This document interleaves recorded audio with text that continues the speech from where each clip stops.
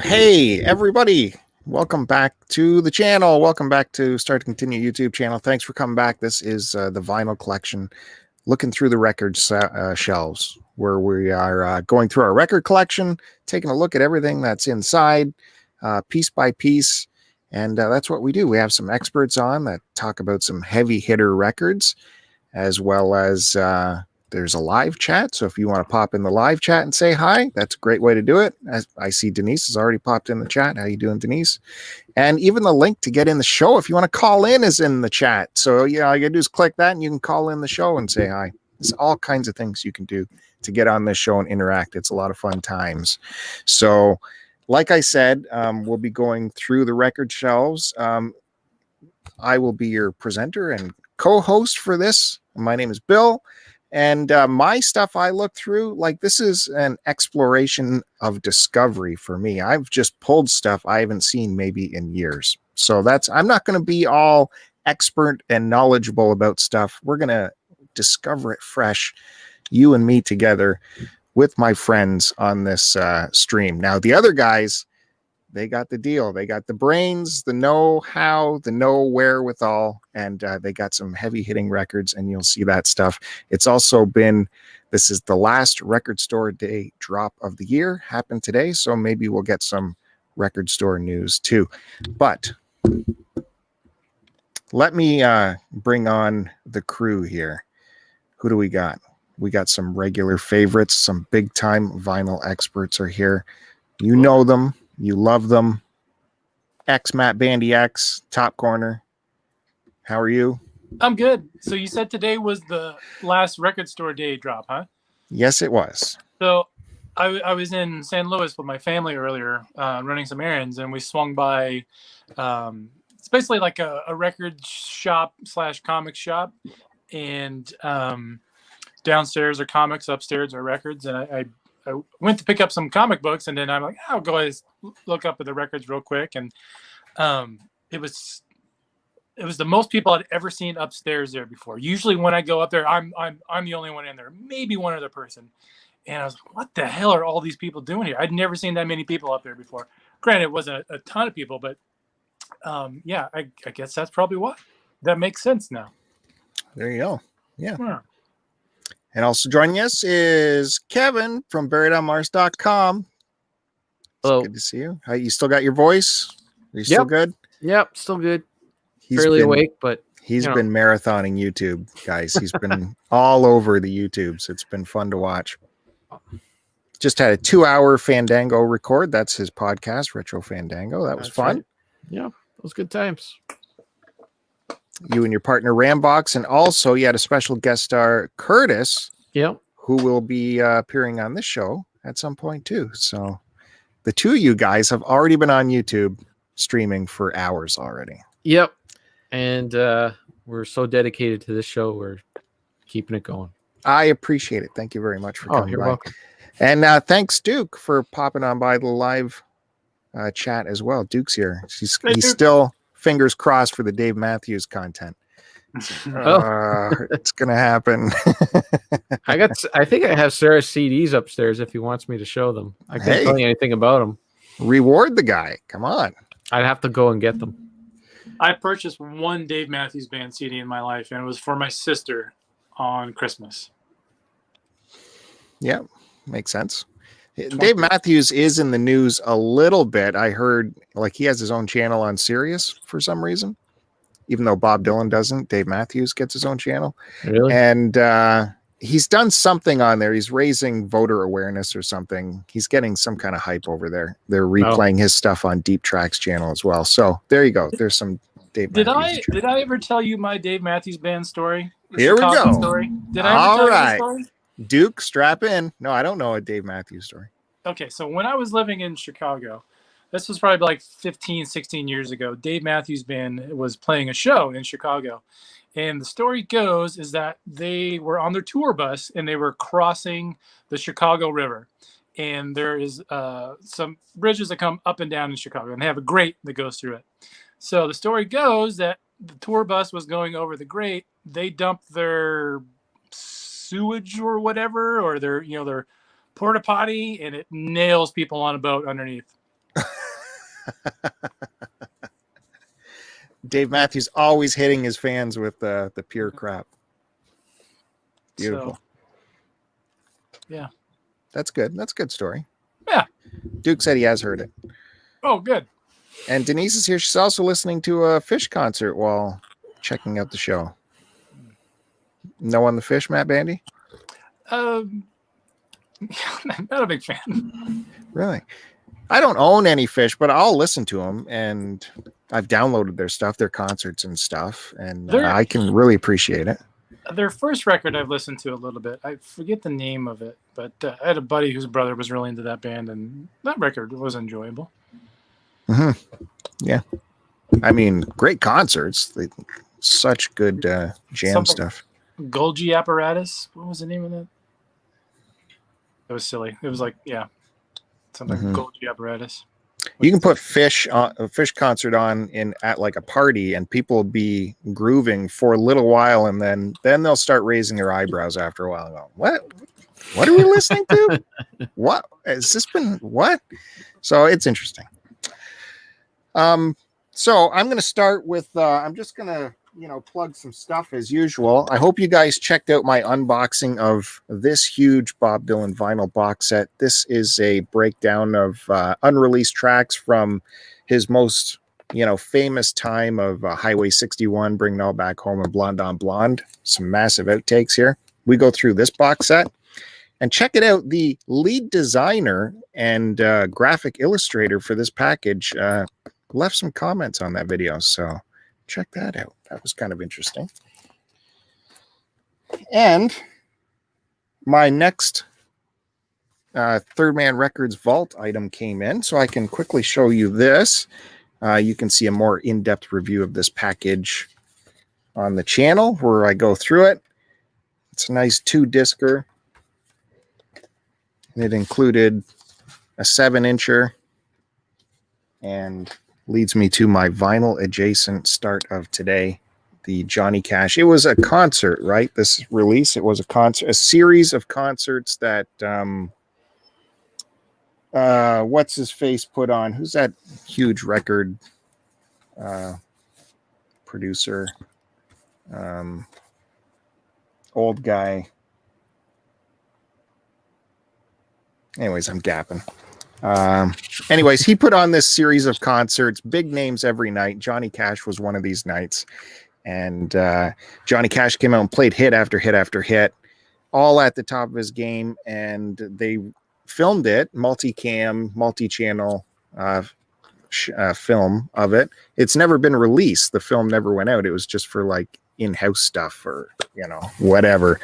Never got the release. So Third Man Records put this out as part of their vault package last month. So that's what Graham was that the producer? Graham? No, Clive Davis. Jeez. Just could not pull that in.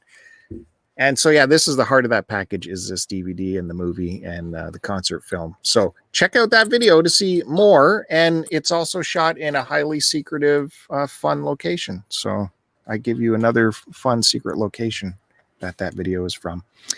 Before I move on any further, let's bring on the big star of the show.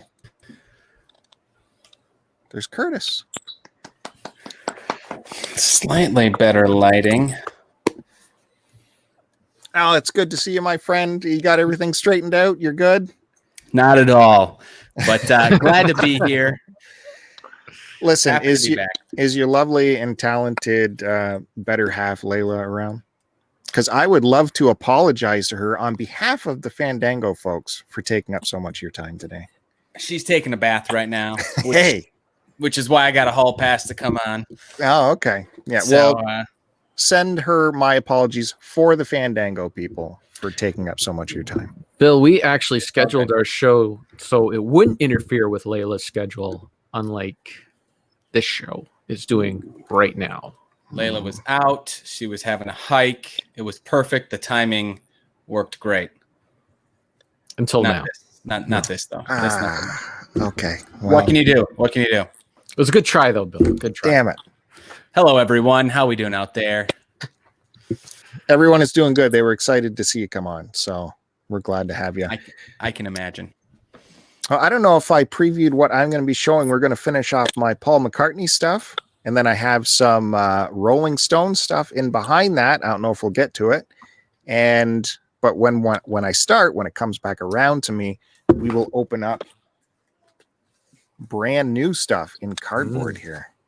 And like I said, today was Record Store Day, so I will throw it out there to you guys. Did anyone, we heard Matt Bandy's story, anyone else partake in Record Store Day today? No.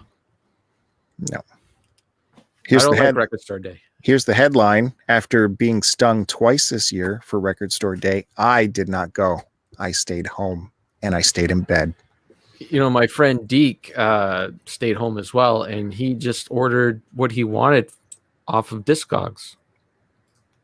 He got an 81 Alice Cooper show and a 77 Cheap Trick show. Okay, I guess you could do it. Did he have to pay a little markup maybe? I don't know. No, I don't know if there's any markup on the records, but there is, you got to pay shipping. Every time I look at that shipping on Discogs, it's like $30, $50, sometimes $100. I did not get any pricing. So if he pops up in the chat, we can ask him. So yeah, there was stuff I was looking for. I wanted that Alice Cooper. There was a Grateful Dead 5-discer that came out, and something else, Allman Brothers again. But I stayed in bed and I slept till 11 o'clock in the morning. Wow. Really, how many live Allman Brothers do you need? There's so many. Just get one with Dwayne, one with Dickie, and one with Warren Haynes, and you're covered. That's probably great advice right there. Or Derek Trucks too. So you need 4. You know? Yeah. That reminds me though, Kevin, that vinyl I picked up with Dwayne and Clapton that we weren't sure if it was a bootleg or whatever. I listened to it, and that is straight off the studio board. Sounds amazing. And I highly recommend it. It's on YouTube, so I listened to it there. Oh, well, that saved you some money. Anyways, enough of my jawing around. Please, I must pass it over to my friend Matt Bandy and see what he's brought for us today. Nice. Okay, well, I'm going to go a vinyl adjacent like I typically do. I'm going to start with a few cassettes today. I don't think I've shown this one yet. But this was a small EP released by Eternal Champion. They are a U.S. power metal band. But this is not a power metal album. This is a dungeon synth album. It's only 2 tracks, and it was a real small release that came out the end of last year. Wow, that is not a lot of tape. No, there's only 2 songs, and I'm trying to think if each side has one track on it. Yeah. It came with a little some sort of card here with some art on it. Glossy. Looks like a something from Wizards of the Coast. So I don't know if this used to be a card playing game or some collecting. Wizards of the Coast now own Dungeons and Dragons. And I believe, were they the guys that did Magic the Gathering? I think so. At Wizards of the Coast? No, yeah, I think so. So mine is number 91 out of 150, and this was available just directly from the band on their Bandcamp. It's got some cool like sci-fi vibes to it. But I'm excited for their new record, which is coming out in next month, I believe. And then I have a couple other releases by a dungeon synth band from Northern California. This name of this band is called Whispering Mirrors. I believe he's from the Santa Cruz area, somewhere in Northern California.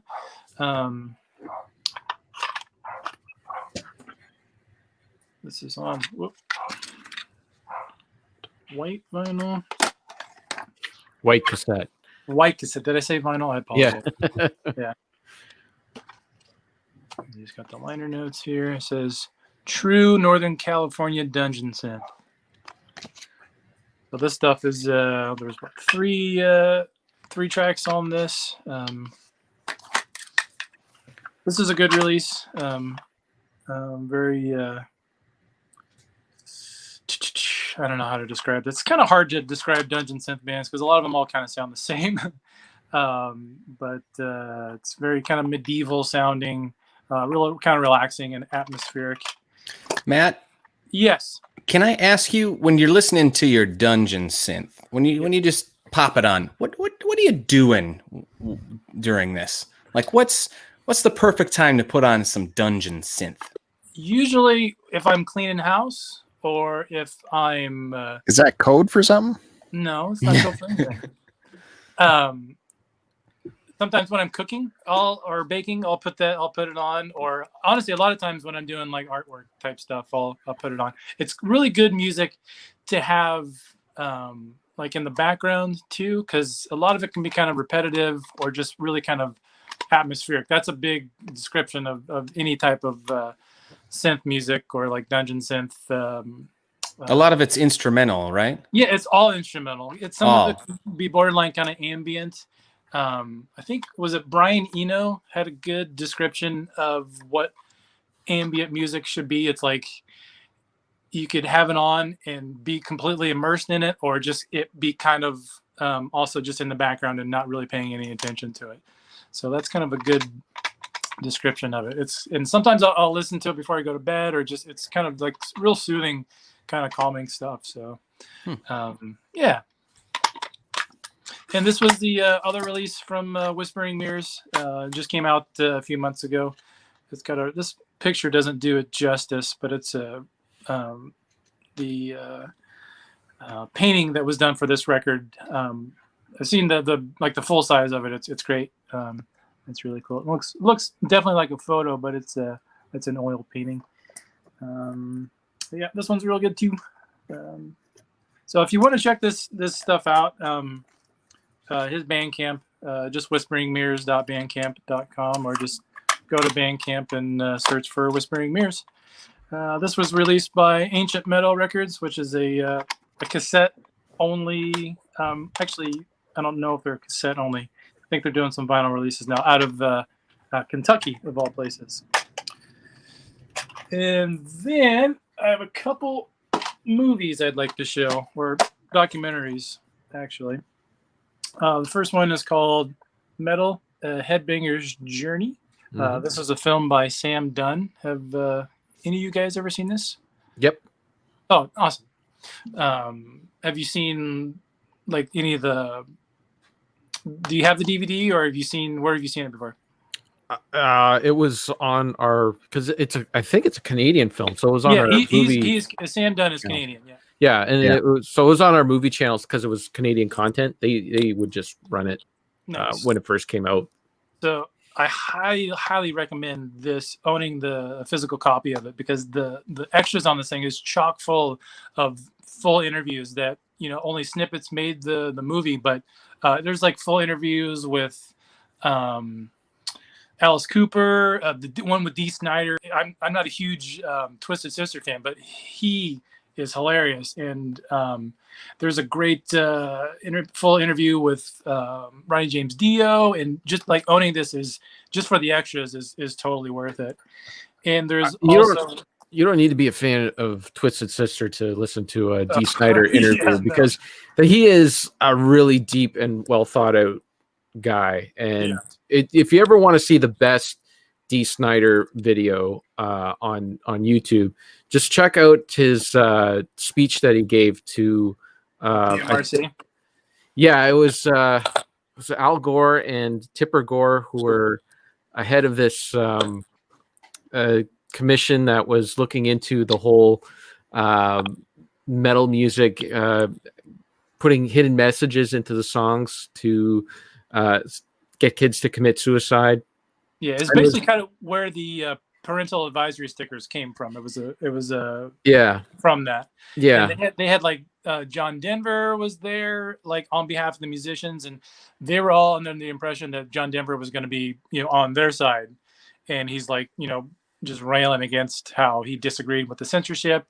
And Frank Zappa was at it too, but Dee Snider was great because he comes to the hearing in like tight tight jeans, a cut off shirt, all done up, big hair, and you just like, think he's going to be like you think he's going to be Spicoli. Yeah, right? And he pulls his speech out of his pocket. That's all crumpled up, and he pulls it out and just rails into him, and they're like, "Whoa, what the hell?" So that's it's an amazing video. Zappa too at that point comes suit and tie. It was awesome. If I can get you to pause just for a second, I don't know how long we have this person for, but we have a caller, so I'd like to get them in quickly. Sorry, stand by, everyone. Caller out in the field. It's none other than Chris Roberts. How are you doing, sir? Don't know if he can hear us. Hey guys, There I don't he know is. if you can hear me, but We got you you. guys are very. You got me. Oh wait, why are you dressed as Ernest? What the hell's going on? Halloween's right around the corner, bro. Is this for real? Halloween costume. What do you think? This is not real? the way of life. Yeah, man. I don't know, man. I was hoping that wasn't your regular outfit. All right, look. I don't have much time. I'm on the side of the road. I went to the mountains. On the way back, there was some shady roadside stand. It had a bunch of crap, and I found some records. So This is great. This is let me do great. this real quick. All right. Okay. First up, I don't even know if I could flip this camera around, so I'm just gonna kind of do it like this. I'm gonna do it guerrilla style. Found John Lennon. Imagine these were all $3 a piece. All right. Beauty. I got Thriller.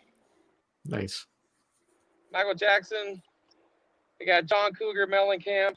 Oh, nice. I got the Rocky soundtrack. I don't even know why, but I just felt like, why not?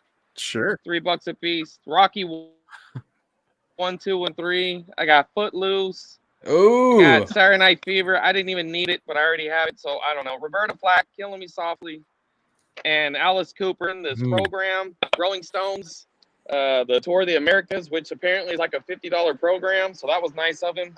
And I found a couple of VHS tapes he threw in, and one may or may not be either a wedding tape or a porno. I don't know. It said Jim and Audrey, 1993.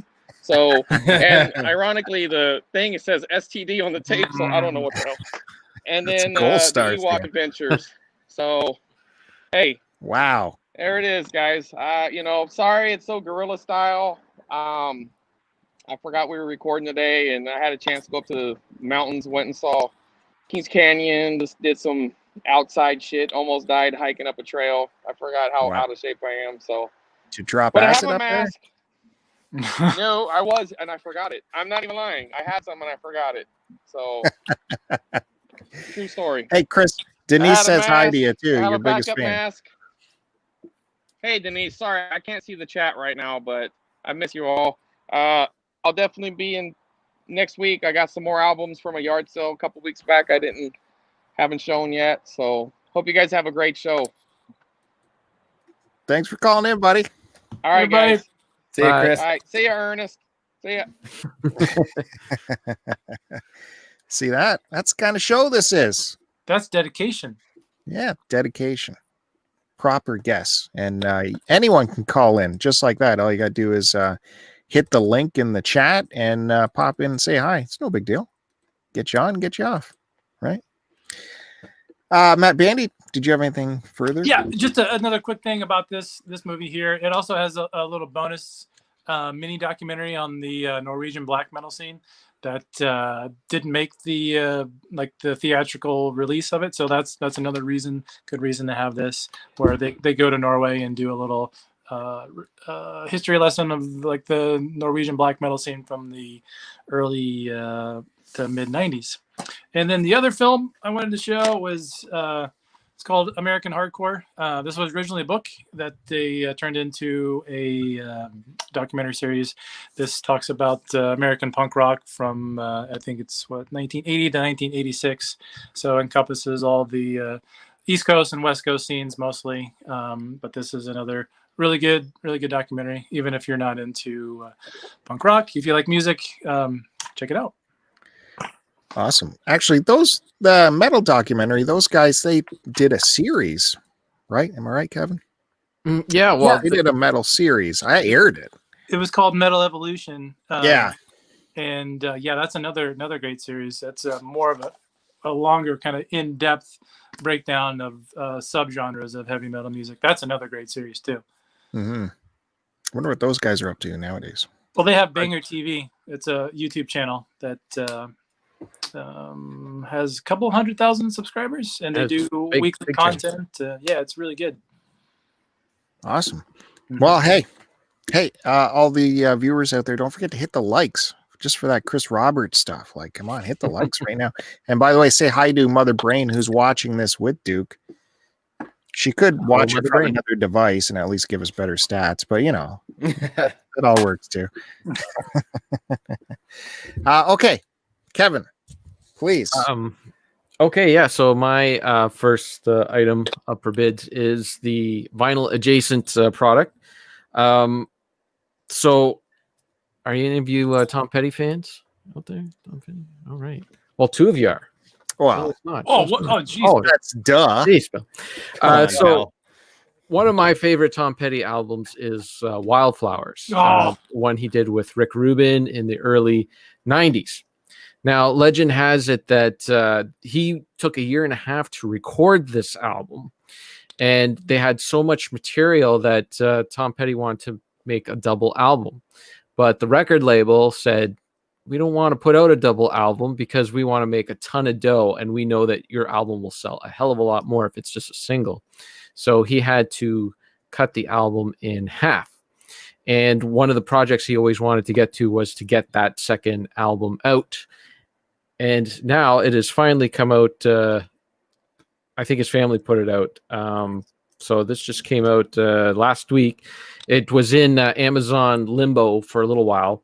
But I actually got the 4-disc CD deluxe version of it. I was going to get the LPs, but it was just too many LPs. Like it was like a huge, massive set. So I just went with the CDs. So this has the original Wildflowers on it, remastered. It has the second disc called All the Rest. Then it has a bunch of demos on a third disc. And then the fourth disc is a live show, Wildflowers Live. So it is. Nice. It just came in yesterday from Amazon, and I'm going to open it up right here. Ooh, get that subscribe. That's right, an unboxing right here, CD unboxing. Hey, if I could interject something from, because I've listened to a lot of this over the past week on Tom Petty YouTube channel. There's been a lot of podcasts and all kinds of things like that. The record company, from what I understand, was willing to do a 2-discer. But they told Tom, when we do a 2-discer, it's going to be priced up like a 2-discer. And Tom did not want to put that pricing pressure on his fans, as he's always stood up for the fans with his album prices, right? Yeah. So that's why he cut it down. Oh, I see. Okay. He didn't want to charge them. I just watched a trailer on the album. They actually put out a trailer, and that was one of the audio clips that flew by. There's so much good stuff on his YouTube channel right now supporting this. It is loaded with stuff. So listen to that stuff. So with Rick Rubin, with his daughter. So it comes in a book style. And I don't want to crack the spine too much there, but you got some pages in there. So it's a full-on book there. You can read that. And then the discs are tucked away like that. The little envelopes. I think Wildflowers is a perfect record. Yeah. I mean, this was when Rick Rubin could do no wrong. He was, just hooking up with a bunch of artists. Mm-hmm. I'm not going to pull out every disc, but it's so good. And I never knew that there was unreleased stuff for it, so I'm excited to hear that. Yeah, and it came out, like, you can just get the double disc with just the extra material on it. But, I wanted the live show and the home recordings. I like getting, like, I'm not too big on alternate takes and all that for albums that I don't know. Like, if I haven't listened to the album too much, I just want the original stuff. But for ones that I do know well, it's kind of cool to hear the demos and whatnot. So, I've not picked it up yet, and I've held back. obviously I looked at the vinyl edition, which is gorgeous, right? Yeah. That book Kevin showed, it's huge hardcover book, Yeah. and the vinyl slips inside of it. $250 for that. So Kevin, I think I might go your route and just go CD on this and get the deluxe version. So that has everything that the big vinyl box would have. Yep. Just on CD. Just on 4 discs. Because even the 3-disc vinyl version, I think, is $80 or something. Yeah, it's up there as well. And I debated about going with that one, but when I saw the live show, and that double disc one only has just the 2 albums on it. So. Right. Yeah, that's how messed up I was this week in my head. Like, I was this close to pulling the trigger on the William Shatner Has Been album in splatter vinyl. Would have cost me $80 to get it. I was this close to getting it, and I didn't. But because I went in my head and went like, I haven't bought the Tom Petty one because I'm too cheap. Why am I justifying Shatner splatter disc of Has Been for $80? Because it's a splatter disc, probably. And it's only 1,000 pressings of it. However, I'm letting it go. God damn it, let it go. I don't want to spend that money on it. Shout Factory's offering that. It's probably already gone. Anyways, sorry to interrupt you, Kevin. That's it. That's for my preview, my thing. So yeah, I'll do the vinyl on the next round. Okay. Yeah, I'm gonna have to compromise and get the CD version of that. It's a good idea. On over to Ernest down here. All right, know what I mean. Vinyl adjacent. This week's featured cassette is going to be Michael Jackson, Dangerous. Why is everyone laughing? I thought that's... I had that cassette when I was a kid. What's funny about that? It's a good one. Yeah. Got Macaulay Culkin on there. Yeah. I don't want to spend my life being a color. That's right, man. Black and white's good. Look at this. Oh, this is long. Got all the... Oh, man, it even opens out one more. Jeez Louise. What do you guys think, huh? I just find it's funny that we're the vinyl show and nobody shows any vinyl on this. Well, we start with vinyl adjacent. You know the deal. So that's my cassette of the week as I slowly go through the 12 cassettes I own. But I've decided for the vinyl adjacent section, what I'm going to do from now on is talk about what I've been listening to as recommended by the rest of the peanut gallery. So I take note of some of these albums you guys recommend, and I don't consider myself a big music guy. I know all these other things, so I like to, step outside of my comfort zone and listen to some albums and types of or genres of music I don't normally dip my toes in. And so, this is going to be pretty Matt Bandy heavy right now. Oh, yeah. Matt Bandy, you might remember you recommended 3 albums a long time ago. One was called Blood Ceremony. Oh, yeah. We got Bill on that. Yeah.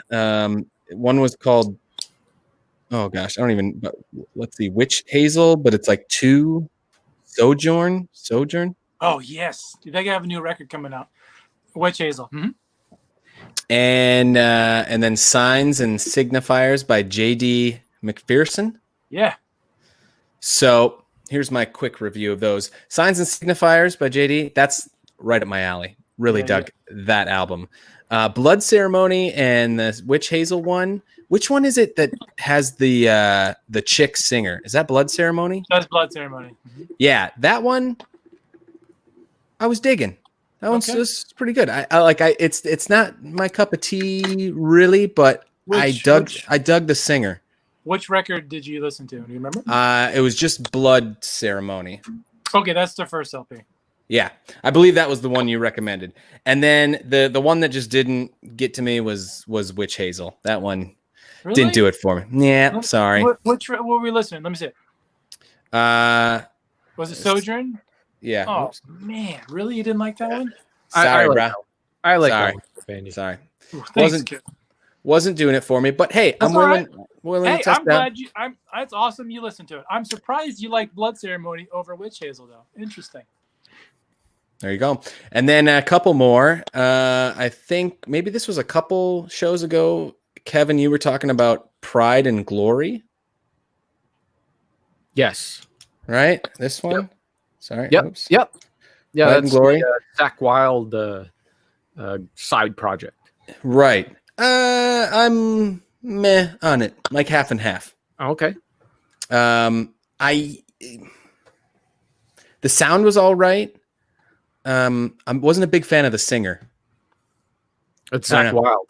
Yeah, wasn't. I'm not a big fan of this this Zach Wild character. Yeah, he's not a very strong singer. I'll give you that. There you go. And then one other album. We were talking about this last show. I saved it because this was the one I really dug. And this is not normally something I really listen to. It's the first album from this band I've ever listened to. Do we have any guesses? From who recommended it to you? What's up? Who recommended it to you? It was discussed last show, and I put it on my list, and I listened to it yesterday, maybe.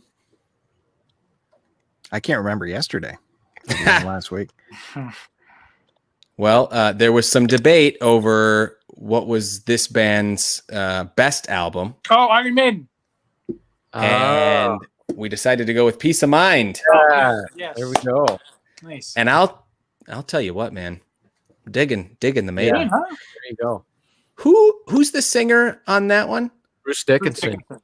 Dude, that guy's voice is awesome. Yeah.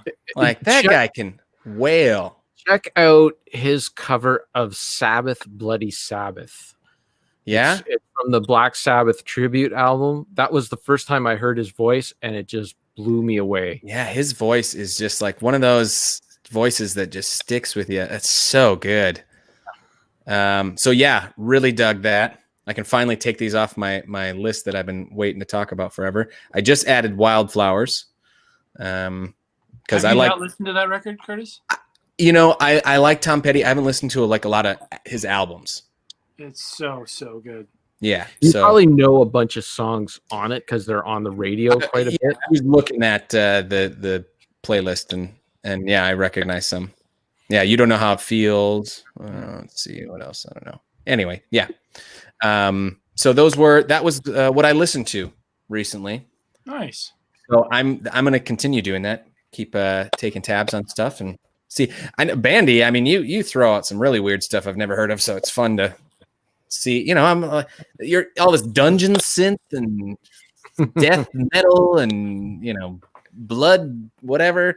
Yeah, I want to know what that's all about. So there you go. That's my Awesome. final adjacent. The show is working. It's interesting to see the vinyl show has evolved into showing digital stuff on the phone. Like that says, here's my Spotify. Oh man. Who needs physical media? Oh, we got a update from the road. If you guys care, from our roving reporter. Chris Roberts stopped at a Mexican restaurant. They didn't have vinyl, but they do have tacos. Okay, that's a little update. Fun fact. What kind of tacos we talking about there, Chris? Hope he's getting carne asada. I was gonna say we got some carne asada or what's the El Pastor. Al Pastor? No, what's the pork one? Carnitas. That's where it's at, baby. Taco de lengua. Ooh, you like some tongue? No, I don't. It's gross. Tongue, actually, of all the weird meats that they do, tongue I like the most. Yeah. Yeah, Anyway. so vinyl. I promise you vinyl, and here we go. Do you recognize the symbol that's on here? Walmart. Walmart. Livewire Records. Is that Walmart? Walmart. This is the first time I've ordered any kind of record off Walmart in Canada anyways. We don't really have the vinyl records in our Walmart on the shelves. However, I don't know how this popped onto the page I was looking at work. Well, I'm training a guy at work right now, so that means I spend my day on the internet. And this deal of a record popped in, and it was from Walmart, and it looked legit. And it was one of those where like, this is the last one remaining. You got to get it now or else. So I added that, and then it says, okay, then it's this much for shipping and this much for handling, unless you buy this much more. So then I got looking through the rest of their inventory, and sure enough, there was more records on there for really reasonable prices. So I thought, why not? And one of them was a Bob Dylan record, which I wasn't sure if I had or not, but this is Walmart, so whatever I order, I can just return if I don't like it. So it seems like a pretty, easy thing without much to worry about. There's an invoice. All right. Some weirdo stuff here. Let me change my camera. First of all, this is what caught my eye, and it was only $10. Yeah. Nice. The Polka King original Great. motion soundtrack. I've Great never movie. seen that. Was it Oh, good? Is it good? It's It's so good? good. I love that movie. Yeah, I think it's pretty good. Jack Black doing, any kind of ethnic impression for that long is going to be great. All the songs performed by Jack Black. I didn't even know this was a thing, but this is what showed up on whatever website I was on, and it was $10. Nice. Shall I open it? Yeah. Heck yeah. Okay. So yeah, this is again Walmart, so we're not sure what kind of quality it is, but everything looks good. Where'd my knife go? By the way, a little update on my Amazon. Who did I buy off Amazon there? The Greta Van Fleet. One of those records was warped to hell. Oh. Even though the cover was fine, it was shipped beautifully. It was warped. So I put in a return request, and the option was to have it replaced, and they got me a new one the next day. That's how good the Amazon return policy is. And that one came again in a box and in another box. So well shipped again. But the next record I opened also had a warp. I think it's how they Oh, what? storage. I think they're doing something funky. Not as bad as a warp. Like this one is serviceable. I can keep it, but warped again. So anyways, there might be a video coming out on that. It's a Polka King. Nice.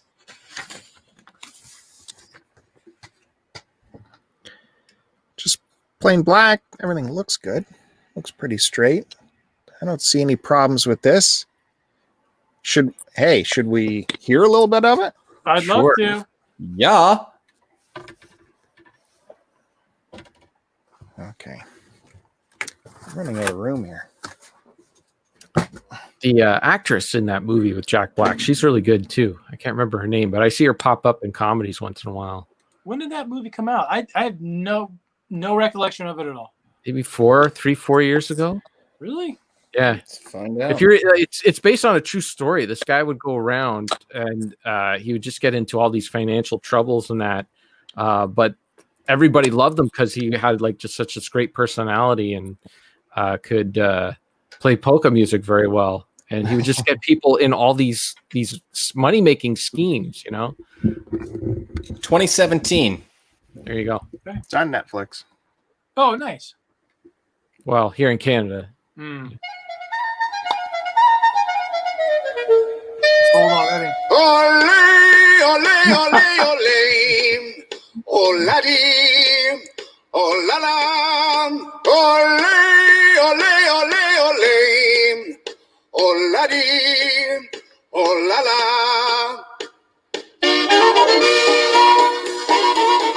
That's polka. Curtis, you probably grew up listening to that type of music, right? Being from Wisconsin and all. Yeah. Everybody polka when you're feeling sad. Everybody polka, it will make you glad. Everybody polka, polka all polka while you sing this song. Hey, do-be-do-be-do-be. Hit the subscribe button. Where else are you going to get that? Yeah, Yeah. based on a true story, as Kevin said. Yeah, and that's my Nona would listen to all that stuff. That's big in Northern Ontario where I grew up. All that polka stuff. Yeah, growing up at school dances, you always had to have your one polka song that got played. School dances? Really? At school dances, they would always do like one. It was always like the bathroom break song. Everybody would clear the dance floor. It was when it would get too rowdy. It's like, all right, who wants to hear some polka? Huh? I never heard it at a school dance, but absolutely a staple at weddings. Like there would, like every wedding I've gone to in Northern Ontario, there would be at least a half a dozen polka, and it would be a block of just polka music, including like the chicken dance, of That for course, sure. Yeah. and all the Walter Orr snack stuff, polka, Yeah. all that stuff. Oh yeah, you got to do the chicken dance. Yeah. So Walter yeah, Orr. that's what drew me to the Walmart was that, and while looking around with other stuff, get ready, Denise. This is the Bob Dylan album. I wasn't sure if I had or not. This is from 2016, Fallen Angels. This is when he was doing more American standards, so it wasn't high on my must-have right away list. So that's why it has not yet been in my collection.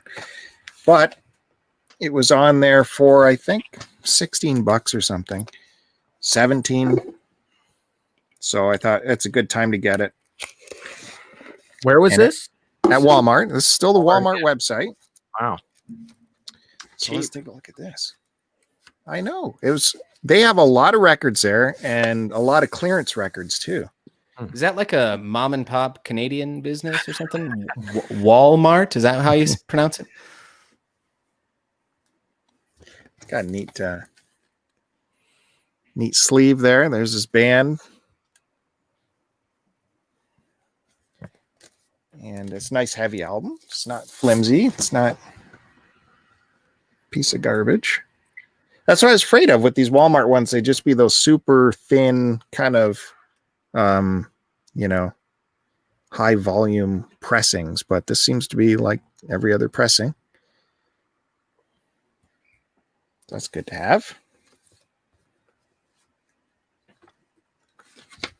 So what's left for my Bob Dylan stuff that I don't have is he did another triple album of standards called Triplicate. I don't have that yet. Again, I'm not dying to get his standard stuff. I mean, it sounds good. The musicianship is there. His vocals are excellent, but it's not, not very, very excited for it. And finally, this caught my eye. Johnny Cash, Out Among the Stars. The Lost Album. Yeah, The what is Lost that? Album. It's another one of these. This is from the 80s where he did an album, but it never got put out, kind of like Neil Young has done that. Mhm. And the family has now gathered it together and put it out. And this was one of those clearance albums that there was only like 3 left, and it was like $18.99 or something. Includes a free download. I think June appears on here. That's from the 80s, you said? Yeah, I think 87, I think. Good year. And I checked it out on YouTube, listened to the tracks, and it's good quality Johnny Cash stuff, full band stuff, not like the Rick Rubin stuff. It's like, old school 80s style Johnny. Let's see what's in here. Don't want that download code to slip out. Not like Big Bandy that just tosses those out. Oh, you know what? This is gatefold. Generous. Hold the presses.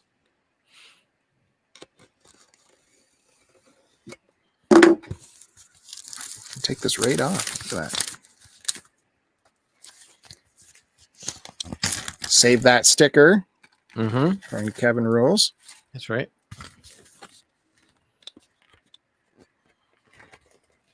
Oh, nice. Very nice. Picture of the man.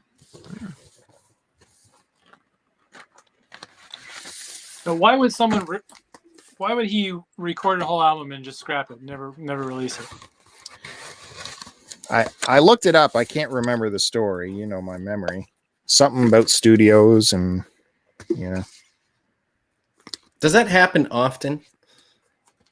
Yeah, it does. Like more than you would think, or is this?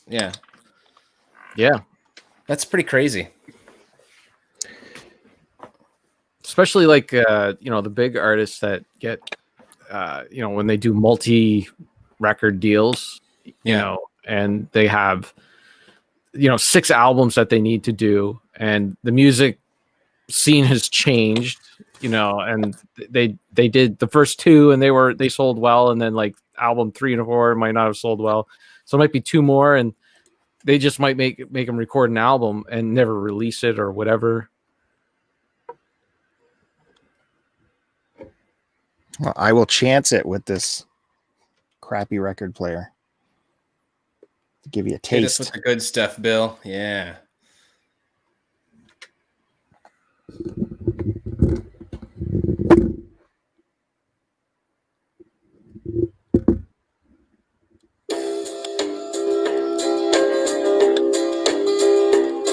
It's midnight at a liquor store in Texas. That's country. Closing time, another day is done. When a boy walks in the door and points a pistol, he can't find a job, but Lord, he's found a gun.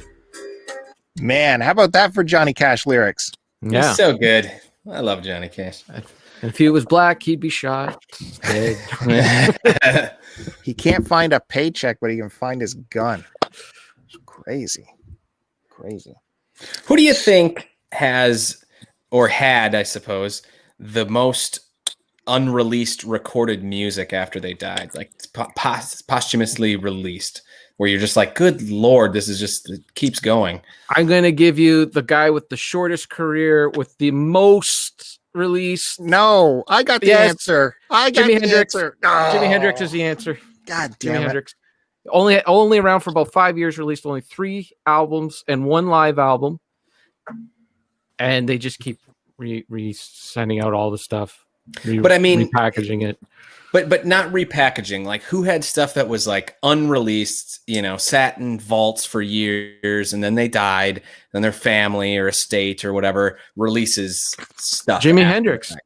Really? Jimi Hendrix. Yeah, like he just had he was so prolific and just would record everything too.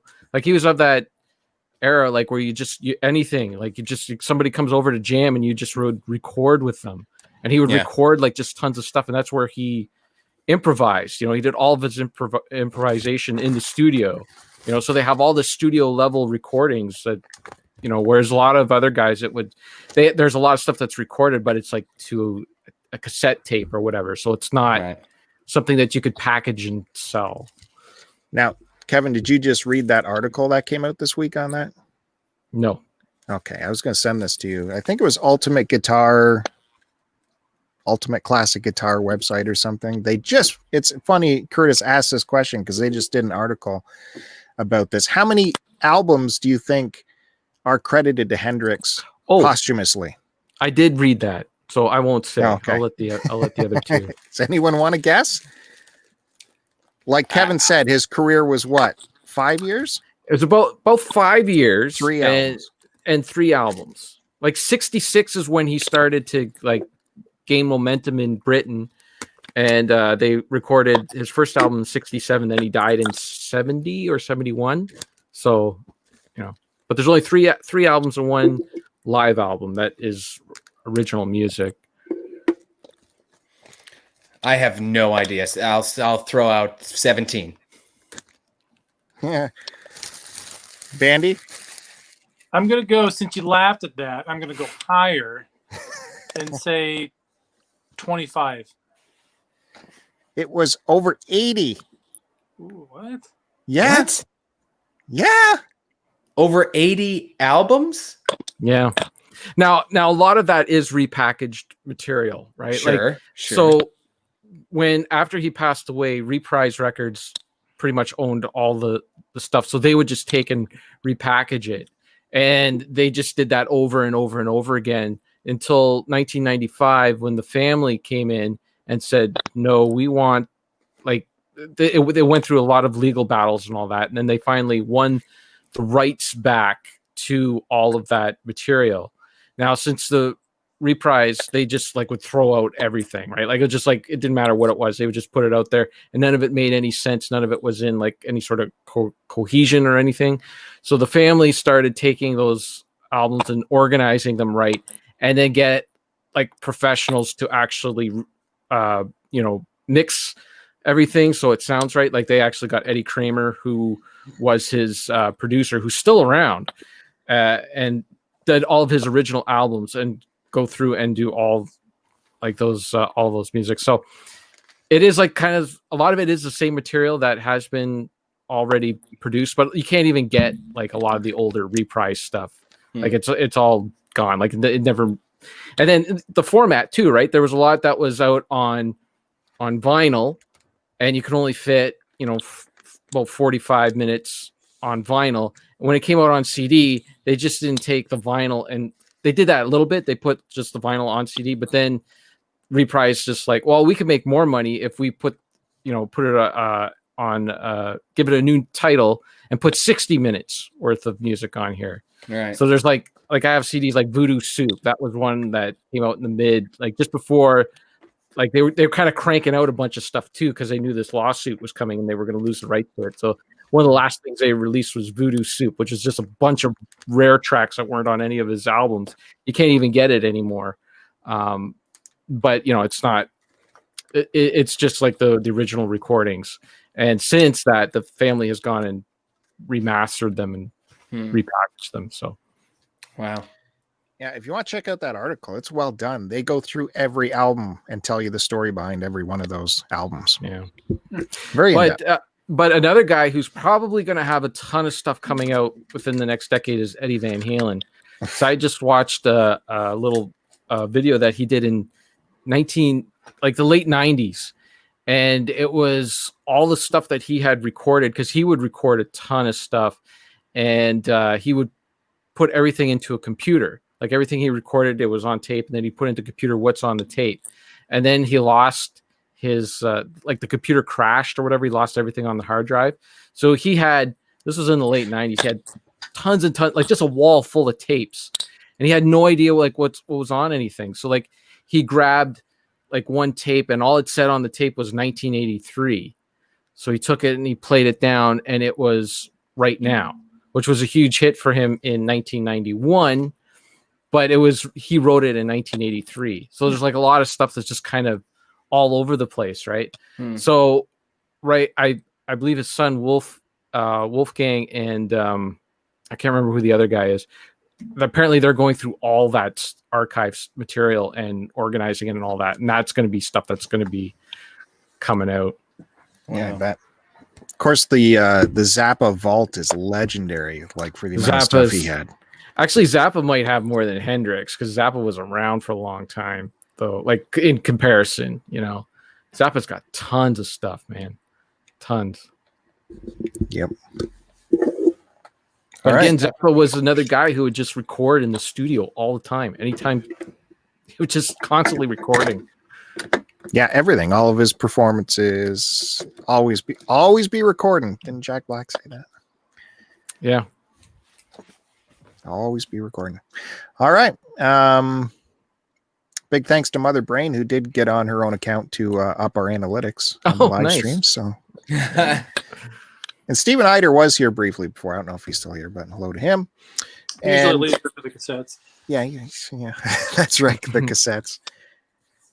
Matt Bandy, did you bring any vinyl to the vinyl show? I did. I sure did. All right. The last couple times I've been picking one band and then kind of showing all the records that I have from them. So I'm going to do that again today by a band called Modern Life is War. I have talked about them before. One time I showed their very first 7-inch. But I'll go ahead and start by showing this is their first LP. It's called My Love, My Way. Modern Life is War if you don't remember, was a hardcore band from Marshalltown, Iowa. Marshalltown is a teeny tiny town in Iowa. I can't believe I don't remember where exactly it is in the state, but it's a small, very small town, and to have a fairly successful band come out of that, it's pretty cool. But Modern Life is War, I got the chance to see them a few times in Chicago. They weren't too far from Chicago, so they toured through there quite a bit. And some of the best live shows I've ever been to was seeing them play. And this is their first LP. It's got a gatefold. Got the lyric sheet and some random pictures of looks like a passport. And then I believe, yeah, this was on like a weird, like a brownish see-through color vinyl. Nice. I like the clock label. That's awesome. Yeah. It's like vintage Oh. sepia something kind of. Yeah. What's cool because it matches the cover art.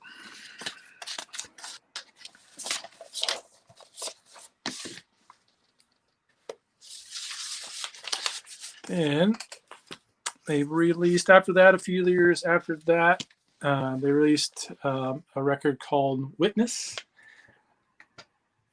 And this is probably my favorite of their full lengths. And this is also on gatefold. Lyrics.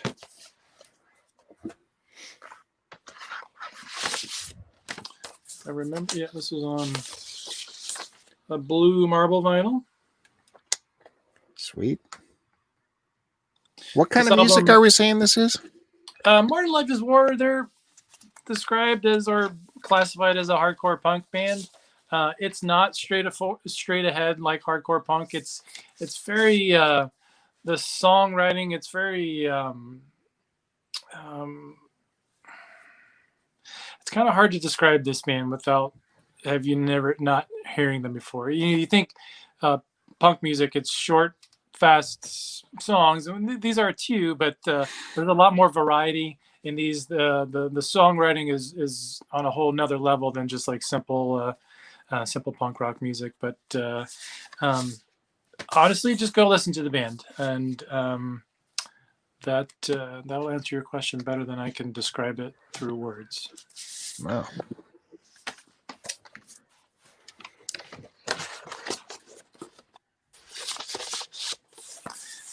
And a few years later, they released Midnight in America.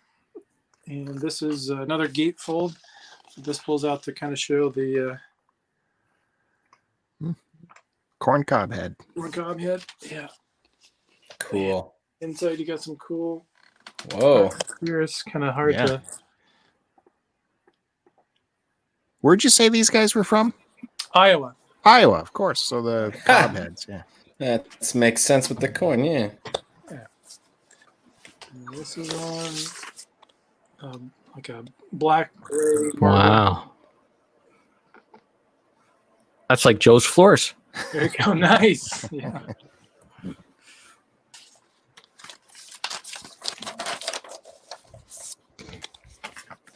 I believe there's also just a lyric sheet and the thank yous list.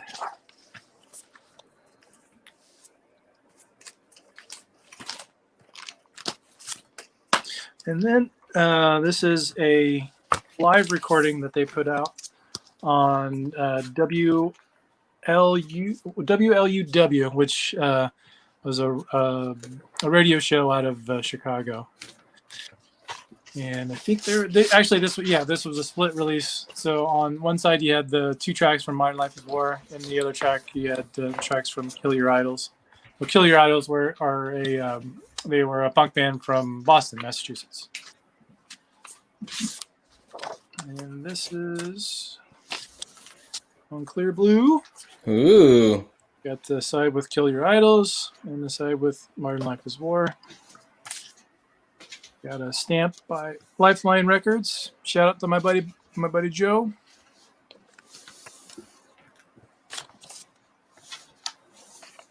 And it's like, this is a flyer that was done for the record show. Or the radio show, rather. So this was a live radio broadcast that was recorded. So, yeah, there you go. Those are all of my remaining Modern Life is War records.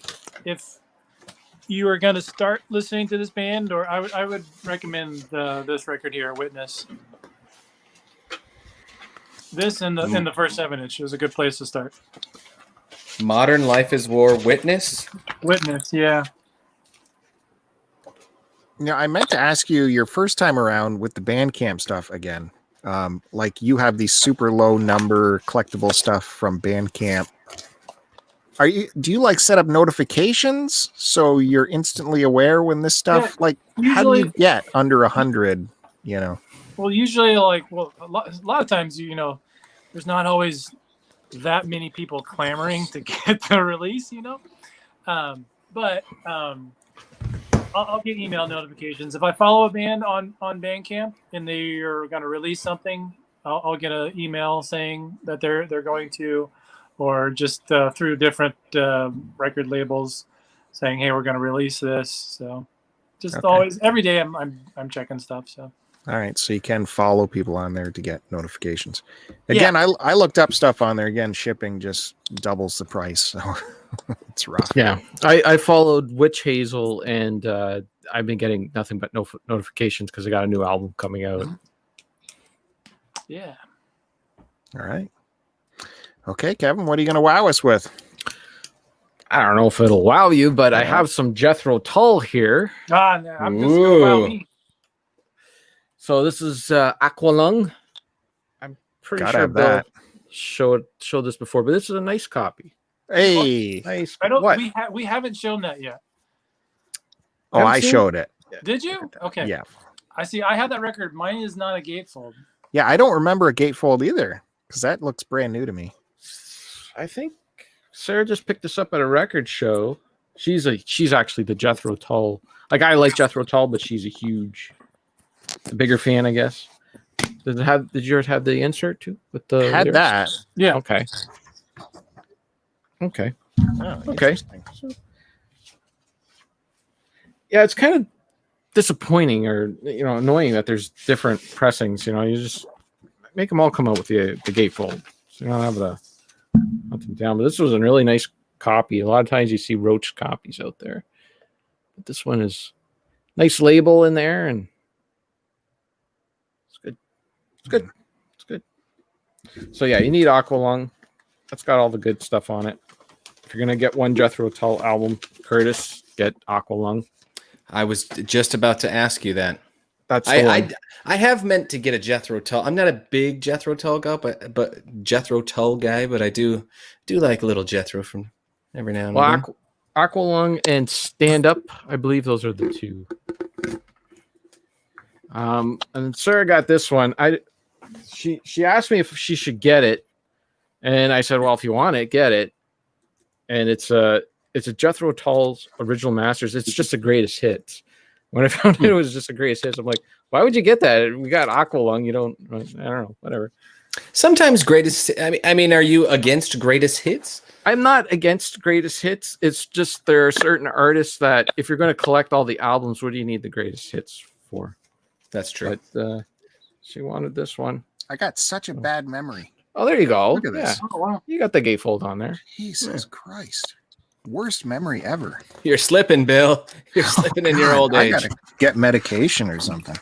But yeah, I think this came out in the 80s because it's got that funky which actually I don't mind this one because the corners don't. True. Those always get messed up when you put it back in. So yeah, and then it goes in nicely. So there you go. And then this is another one that's a favorite of Sarah's. The Songs from the Wood. That's a great song. That's a great record. Yeah. I mean, I like all this stuff. Don't get me wrong. I'd buy it myself, except for that great hits one. But when we get divorced, it's going in her collection. It's agreed upon. A little bit of dust on there, but that's okay. Okay, plays good. I think that's all the Jethro Tull we have on vinyl. We got more on CD. Here's an interesting one. I got this because I'm an AC/DC fan, and this was like a funky. So this is Brian Johnson, the singer from AC/DC. It's called Brian Johnson and Geordie. It's all songs from he did with so Geordie was the band that he was in before AC/DC, which would have been in the 70s. But this album looks like it came out like 1986, 88, just from the design and Yeah, What's in his mouth? that mic placement is crazy. yeah, I don't know what's going on there. That's And the it- mic, that's right? okay. And this is for some reason, like the photo on the back is upside down. I don't know why. Because I don't know what they're going for here. But it was in the remainder bin because it's got the hole punched right through it. Yeah. But I listened to it. It's a fun album, you know. Got the 80s sleeve in here too. But I picked it up for next to nothing. So if you ever want to hear what Brian Johnson sounded like in the band for AC/DC. What's the sound of the music? I assume Brian Johnson sounds similar. Yeah, and it's rock. It's like more 70 like that 70s sound Sure. rock. Okay, You know. that makes sense. Do you want me to keep going? I got my Billy Joel here. Well, Shall we go through speaking that? of AC/DC, Oh, I heard from your other show that you pre-ordered the new album. yes. Where did you pre-order? I went looking. I couldn't find where to pre-order it. Yeah, it's on Amazon. Why is it secret? I couldn't find it on Amazon. Okay, what you got to do is type in AC/DC Power Up and then look under the music section. Because if you just look up AC/DC and Power Up, you're just going to get nothing but power bars and wires and Yeah, adapters. true. And, I did that. Yeah. yeah. But I kept digging. I could not find it for the life of me. I went to their main site, and wherever they directed me, I couldn't find anything. Now, there's something weird going on with Amazon.ca because I pre-ordered the album on vinyl for $27, I don't know, 3-4 weeks ago. And since then, like my price is locked in at $27. Since then, it's shot up to $55 for just the one single disc. Oh, I thought you went for the big thing. Well, I got both. I'm getting both. So I'm getting that. I'm getting it on Whoa. vinyl and on CD. The CD Okay. is the one that comes with the light box? Yeah. Okay. You can get just a regular CD for like, I think $13 or whatever, but I got the light box for, I think it's $50 because why not? Why not? And I take it you listened to the podcast that came out with Dean Del Rey and the boys? Oh, yes. Yeah. Did you like that? Yeah. It was fine. Yeah, it was fine. I thought it was too much about Dean Del Rey. I was not really enthused with that podcast too much. I see. You know? There's been, when bands have new albums coming, you're just getting tons of content. So there's lots of AC/DC stuff coming out, I find, which is fun. Yeah. I mean, they're in full promo mode. Like on Monday, like this song came out, I don't know, 2 weeks ago, and it's just been nothing but promotion. Like first, oh, the album's coming out. Then what's the album called? The name of the album. Who's on the album? What's the next day? Who Then you get a little snippet of the song, and then you get the whole song. And now, like on Monday, it's going to be the video for the song. It's just, But that's the way they do promotion now. It's just like little bits every day. There's the wave of stuff coming. Like I discovered, because it shows up now, that Brian Johnson has this travel show. Have you watched that? Travel show? No. Yeah. Life on the Road. It's on Amazon. And an episode with him and Knopfler came on my YouTube recommended page. And Oh, really? Maybe saying a travel show is a bit too genre specific, because they're talking about their old music and they're singing songs together and stuff, but they're also talking about where they are, like where he grew up and all that. And it's a whole series. Okay. Starring Brian Johnson. And it's on YouTube? Well, the episode I saw was on YouTube, but I did see it on Amazon Prime. Oh, I see. Okay. So check that Really? out. Okay. Interesting. All right. Sorry to keep in your time here. No, go ahead. No worries. No worries. I had lots to talk to you about this week. That's okay.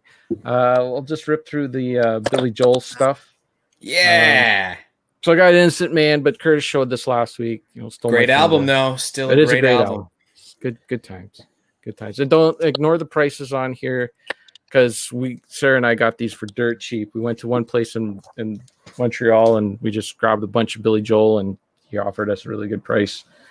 So we also got the Bridge. What's on? I don't have that one. I forget what's on that one. So the Bridge has Running on Ice, This Is the Time, Matter of Trust, Modern Woman, Baby Green, Big Man on Mulberry Street, Temptation, Code of Silence, Getting Closer. It's a good one. Like, don't let the 80s aesthetic turn you off of it. No, Matter of Trust is great. Yeah, no, it's good. And even though it says $12 on here, we did not pay $12 for it. There it is on the Columbia label. Columbia. Boy, my camera's really showing up the dust on me these this week. They're really not that dusty, trust me. It all sounds good. I got the Bill lighting happening this week, I guess. Bill filter. Nylon curtain. This is another one you need to get. Yeah, that one. I know I need to get that one. What? Remind me what's on that again? Look at that man, though. Before I get there, look at that man. That's cool. Yeah. Albertown. No, Allentown. Sorry, that's a good one. It's hard. It's hard to read. Laura, Pressure. Good night. Yeah, Good Night, Saigon. Oh, love that one. She's right on time. A Room of Their Own. Surprises. Scandinavian Skies. And Where's the Orchestra? I mean, you can make an argument that this is his best album. You can't, but you can. It's a good one. I think you can make. Come on, nothing's better than The Stranger. Look, I think you can make an argument. I'm not going to say you're going to win it. What's the argument? Make the argument. Then I want to hear the argument. I think you can make an argument. I just did. I listed off the songs. There you go. That was the argument. I think you can make an argument. You definitely said words together. I did not say that it is his best album. I say that you can make an argument that it is. You could build a case. I'm not going to do it for you right now. I'm not going to dance for you. I'm not your monkey. Backstepping. I'm not backstepping. I think it's a really good album. Billy Joel, 52nd Street. Great album. I believe. You could make an argument. You could make an argument that this is his best album. I believe you can. My argument is the more hair he has, the better it is. Not necessarily, but it's kind of that way. He still had hair in the 80s, though. Yep.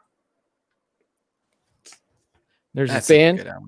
You can count the members he screwed over with the writing credits.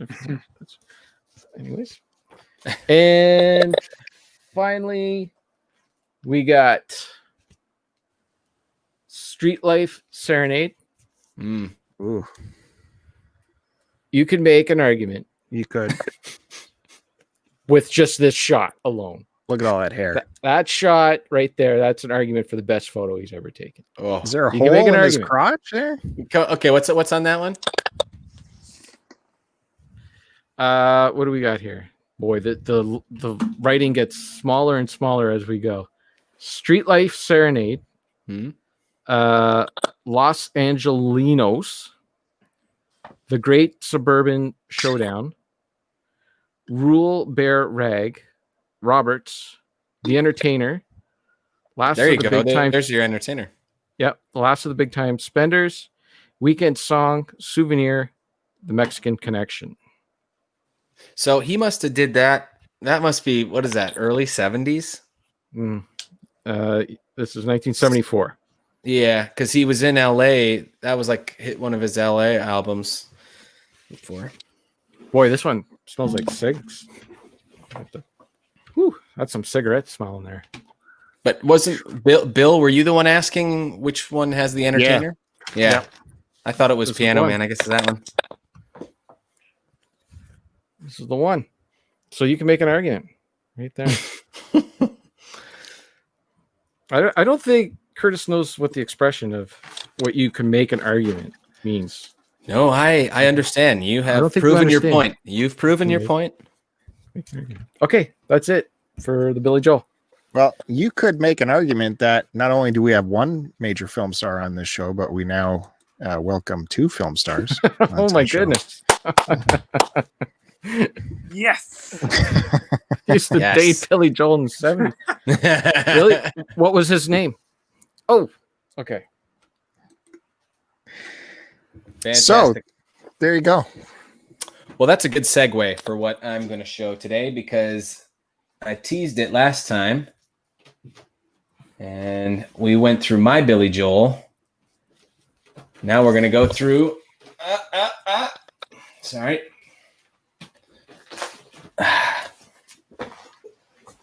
The other Piano Man. Boom. Nice. This is Elton his debut album, I believe, right? Love this. That is cool. I've never seen that before. Yeah, I don't have any Elton John, I don't think. I wanted to beat Mars just in case because he's in Jay's right now. So I Good don't thinking. have any on vinyl. All my Elton Really? John is on CD. oh well, there you go. This is whoops, my light is very bright because sorry. It's a good one. It's a good one. Uh-oh. Saw a scratch. You see that? What is that? Oh, wow. That is a mark. It's That's a okay. mark. Yeah, it'll Yeah. play fine. I did play fine. I've listened to it Yeah. many a time. You'll never hear that. How come Curtis gets off easy? If I showed that, it'd be like the end of the world crater sauce happening. Because what's happening right now is the reason why. That's good. Great. This is a great album art stuff. I like that. I like the picture. Yeah. That's good. I like the I can't really see it, but I like the texture of the cardboard. It's really nice. I got that one. So then I got Don't Shoot Me. I'm only the piano player, starring Elton John. And what is that? Is that the same on both sides? Yeah. Not quite. Is it? Oh no. Yeah, sorry, couldn't see. All right, this one also. It's gatefold. Look at that. Whoop. Sorry, trying to not the stupid light. That's a good one. What do you guys think? You know, we talked about Beatles versus Stones the other week. Elton John versus Billy Joel. Well, I listen to way more Billy Joel than Elton John. Okay. Yeah, I got to go with Billy Joel. Although Elton John's really like his Elton John 70s stuff is up there. It's good stuff. It's pretty good. I would say there's more Elton John songs that I like. Oh, this is. But like the depth of their work, I would say Billy Joel has it. Look at this. This has some sort of special thing inside. Talk to the hand. Let's go through this. Oh, Is that Phil Collins? I was gonna say it looks like Phil Collins. Is that Bernie Taupin? no, that's Elton. That's like young That's Elton. Yeah. Wow. That's You know impressive. who? It really looks like Taron Egerton, who plays him in the movie. I have not seen that movie. No, me neither. Really good. It's good. Is it better than the Queen one? Yeah, way better than the Queen one. Okay. The Queen one was bogus. I didn't like it. Trying to feel like I'm reading to a kindergarten class. Now we got, I'm going to be a teenage idol. That's cool. I don't know. That's a good insert. I don't know if I've ever seen that. You know what sucks is like, it used to be you went into a record store and it was like 50-50 or even like sometimes like, 70-30 used to new. And now it's like just all new. Yeah. Like reprints and stuff. That sucks. And then here's a big one. I am. Yeah. Talking about that. I think this is probably my favorite album of his. This one is just solid gold. I just grabbed that on CD not too long ago. Yeah. Oh, this has some. Let's see. What does this all have in it? So we got some little lyrics and stuff. What do you call this thing? It's just an insert? This is, no, what is it? Ephemera? Oh, yeah. Ephemera. Were you not here for the ephemera talk? No, I man. want to remember that word. Ephemera. Yeah, that's going to be the name of my band. Ephemera. It has to be taken care of very carefully. This is a double LP, so yeah, I liked, I don't remember even where I found these. Probably got these at Amoeba. But Amoeba has changed. They're like one of those stores now. Matt, you're familiar with Amoeba. They're turning into like it's all just reprints and stuff now. Like it's hard to find original stuff. Are you anti reprints? Like No, I am not anti, but I would like them kind of like mixed in. And I go to some of these places and you look through the stuff and it's only new stuff. Like at Amoeba, you go look at the Rolling Stones. They might have some of like the, like basically if it's been reprinted, they won't have any of the originals. Like you can only get the reprint. Really? Yeah, on a lot of stuff I've found, which is kind of a bummer. Huh. And then I don't have his original greatest hits, which is a bummer. I've been looking for it, but I do have Part 2. Volume 2, which is amazing. Let's see what this has on it. It's got The Bitch Is Back, Lucy in the Sky with Diamonds. Sorry seems to be the hardest word. Don't Go Breaking My Heart. Someone Saved My Life Tonight. Love that one. Philadelphia Freedom. Island Girl. Grow Some Funk of Your Own. Leave On. And Pinball Wizard. Some cool covers there. Yeah, I will say with greatest hits too, like there's some that only like they have exclusive songs too. Yeah. Mm-hmm. Or even exclusive mixes of the songs. This one gets a lot of play. I play this one a lot. I like his covers of the Beatles and the Who. Oh, there's something else in here. Ephemera. Let's go through this. What do we got here, children? He's good with his booklets. I like it. Yeah. This is very nice. All the lyrics. I just watched the Who's Tommy a few weeks ago, and he was in it doing that Pinball Wizard. Yeah, this is really nice. Oh, Philadelphia Freedom. Golly. He had really big boots, massive boots. Yep. Did he have a mohair suit? No, just really big boots. That is a good. Yeah, Elton John. He's got some good little inserts in his stuff. I got to get more. I got to find more Elton John. I only have one more, and that is his greatest hits, Volume 3. Oh, I didn't even know there was a Volume 3. This one's a lot of 80s and like duets and stuff. Ah. So this is what's on it. I guess that's why they call it the blues. Mama Can't Buy You Love, Little Genie, Sad Songs, I'm Still Standing, Empty Garden, Heartache All Over the World, Too Low for Zero, Kiss the Bride, Blue Eyes, Nikita, and Wrap Her Up. Don't know a whole lot of those. Oh, This is- those are all the 80s, man. Yeah, That was- 1979 to 87 is what it Yeah, says. that was like the top 40 radio station would play all those. So, ooh, a little black bag. I feel like I'm getting out some porno. Geffen Records. And that one's good. And that's what I got for Elton John. So, wait, did we decide who I prefer Billy Joel. Bill, did you say between the two? You're muted, Bill. Yeah. Denise wants to throw Tom Waits into the mix. Tom Waits. I wouldn't like he's I don't want to argue with Denise. Yeah, okay, let's do it. Yeah, I'll say Tom Waits too. Matt Bandy, what'd you say? You said you're more familiar with Billy Joel?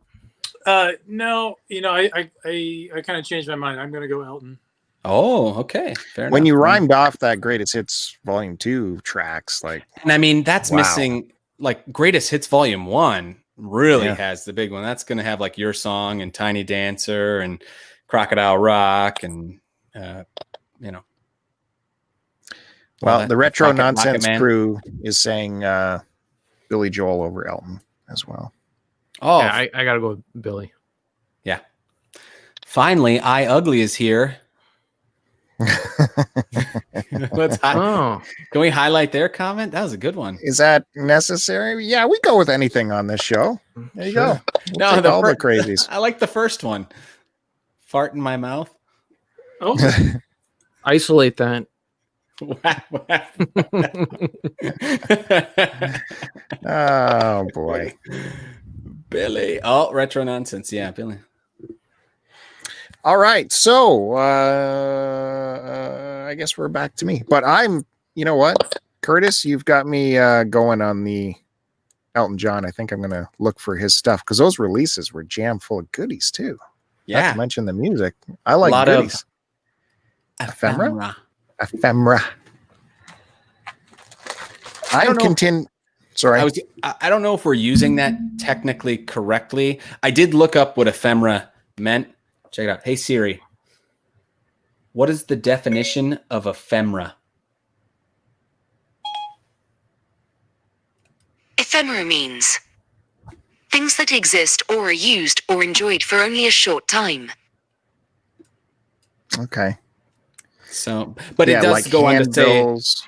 it says items of collectible memorabilia, typically written or printed ones that were originally expected to only have short-term usefulness or popularity. That's ephemera. And I think that's a good band name, ephemera. You know? Yeah, you're right. Yeah. Absolutely. Kevin had a good band name during his Fandango show today, though. Yeah, Was it? I don't know. I don't It was remember. Piss on table. Piss on No, table. no, it's piss on hospitality. Mm. Yeah, because that's what the kid was doing. He was pissing on hospitality. Yeah. We saw the movie, Bill. We know what was going on. Yeah, okay. I think we know what You we're got me talking there. about. Yeah. Got me there. Mother Brain says Billy was the best. One of the best concerts ever was seeing them both play together. which, Oh. yeah. Nice. I would love that. You know, Elton was like in the middle of his retirement tour, which was like a 3-year tour, but I'd love to know how COVID affected everything. Is he just pausing and then picking it back up when Yeah. everything restarts again? Yes. Yeah, he pushed everything. Well, there when you go. got that much money on the line with those big shows, to cancel a show is like, you're not only screwing over the ticket holders, it's everyone who works on the show and that Yeah. too. Yeah. So pushing it back, the was best he thing in to do. Vegas? He might have had a residency there for a little bit. I don't think not anymore, obviously, but I think David Lee Roth wants to become the next Mr. Vegas for some reason. Like that's his goal now, to start doing shows in Vegas. yeah. Yeah, that's right. I put down the hammer. Oh, you banned fart in the mouth. Yeah, I don't Well mind done. some hijinks, but let's not Wow. keep going and going and going. That was a little too hijinky. Oh, come on. Bring on the hijinks. I'm all for it. But, you know, We live for time it. hijinks around Yeah. here. You think Peter North just keeps going on and on and on? He times comes it in. just low. Perfect. Thing. Out. Yeah. He's known for his well-placed shots. I don't get that reference. I am continuing in the Paul McCartney. I think we got some of these last time. So Ooh. let's see if we can finish them off through the McCartney collection. Wings at the Speed of Sound. Now, I remember we had, there was an argument going. Some people were making an argument of which Beatle had the best post career. And a lot of people said Paul McCartney, but couldn't name many Paul McCartney songs. So Past 1980. yeah, exactly. So there we go. There's the By back. the way, I asked, who did I ask? I think I asked Layla, and I believe she said Lennon. So there's another Yep. vote for Lennon. George. Not George. Yeah, but we're not. George wasn't even in the conversation, Bill. Yeah, although I'm sorry, Bill. George No. is Who- not. I George mean, even had the biggest hits in all the decades as well. which one was that? You know, You can't even name it. Exactly. you know my memory. He had that Uh-huh. big hit, "Mind on Me." Get your mind. Yeah, got your mind head set on me. mind on me. Yeah, that big hit that everyone. Set on Right, you. yeah. I got My my mind mind set set on you. Yeah, I got that my one. mind set. That was a But it's massive, gonna massive take hit. money. Yeah, Exactly. Yeah, that does not. That's not an argument in your favor, Bill. That actually do. That was Takes a away. massive, massive hit. Even his Takes away. final album had hits and radio play on it. Mm, There's the Speed of Sound jacket. Nice artwork. And some more Paul and Linder. Actually, this is timely that we're doing McCartney stuff because he also just announced a new album coming out. yeah. Oh, McCartney 3. Yeah. Sorry, I totally just spoiled your thing. That is fine. That's my bad. Look at that. This album's immaculate. What the freak is on here? Anyways. Oh, Let Him In. That's a big one. yeah, that's a good one. The Note You Never Wrote. She's My Baby. Beware My Love. Wind. Junko.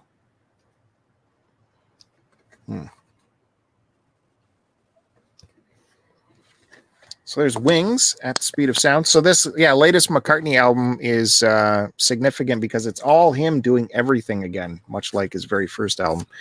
He'll be doing percussion, guitar, bass, bongos, everything is all going to be Paul McCartney. That is pretty cool. I think that was it for this, right? Yeah, I gotta say, like McCartney's last, like every time I see him on his shows, he's just singing with the ukulele. It's kind of disappointing. I want to see him in there This getting is on bass. everyone knows this Band on the Run. Mhm. Massive, massive hit and a stellar album backwards and forward, in my opinion. Yeah, it's a good Paul one. and Linder. I have a version of this that's mixed in DTS surround sound, and wow, it is something else. It is really good.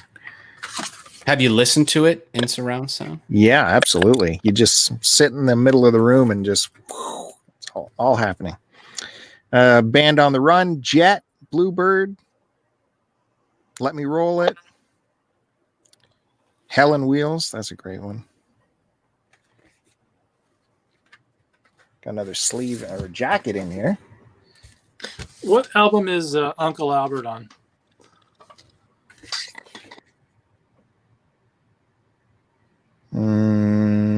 Not this one. Maybe we'll get to it. Okay. I like that song. So this must be the album they did in Africa, I take it. Is that the one where he nearly got kidnapped? Has anyone heard that story? Him and Linda coming home from the recording studio. Something weird happened. Yeah, I think that's the whole story.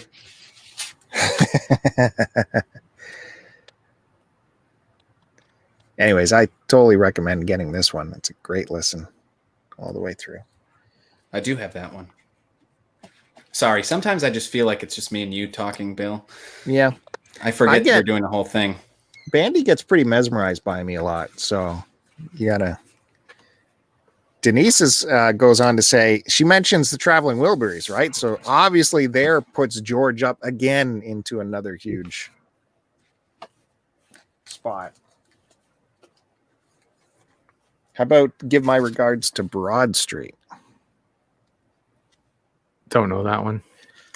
This is a soundtrack, right? This is some movie they did. Nope. It's got remixes of his songs there. No More Lonely Nights, the ballad.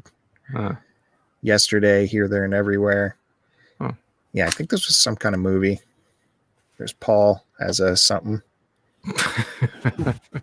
Boy, your wealth of knowledge on this is staggering. Did you guys not hear the intro to this show? It's a journey of discovery that we are on together. Yeah.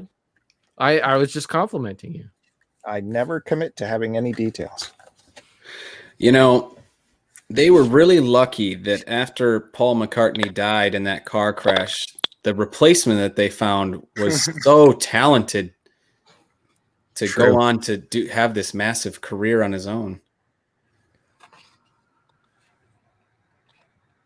It looks weird, whatever this thing is. We should look it up. There's our first sleeveless of the night, folks. Yeah. It's dusty. Ooh. Oh, gosh. Somebody call the playing authorities. that with your finger? Jeez. That is just dust. That's okay. Yeah, that side's better. No, well, not listen to this one a lot. Clearly. Leave that out and put a fresh sleeve on it. We should give it a spin right now, Bill. Do you want to hear that? That'd be a good experiment, right? Which is I think you should clean that before you play it. I wouldn't put the needle. Sometimes when it's dusty enough, you can just play it and then take all the dust off of the needle when you're done. Yeah. Oh, yeah. I'd be afraid that it would drive dirt further into the grooves. That's true. Yeah. Don't want to wreck my daughter's portable record player anyways. Yeah, it's not good for the needle either. The stylus. Moving on to London Town. You guys familiar with this one? No. Nope, but y'all supported him as having the I did not support him. Hey, all I'm saying is John Lennon never had a James Bond theme. So, ooh. I went with that was all George Martin, though, don't you think? That was all George Martin. Okay, now you're just throwing out technicalities. That doesn't count. Well, then we could just throw out the Wilburys because that was really all Tom Petty and what's his face? The ELO guy. Don't you dare. Yeah, it was all the ELO guy. Don't you dare say Jeff Lynne. Jeff Lynne, that's it. That was all Jeff Lynne. What do we got on here? 100%. People want to know. With a little luck, famous groupies, name and address, deliver your children, Morse, Moose, and the Gray Goose. Children, London Town, of course. I've had enough. I'm carrying. I don't know. I should put this on. See what it's like at some point. Is it clean enough to play? Yeah, this one's very clean. You want to hear a little snippet? Sure, why not? Okay. Well, I'm taking up a lot of time here, guys. We're kind of used to it.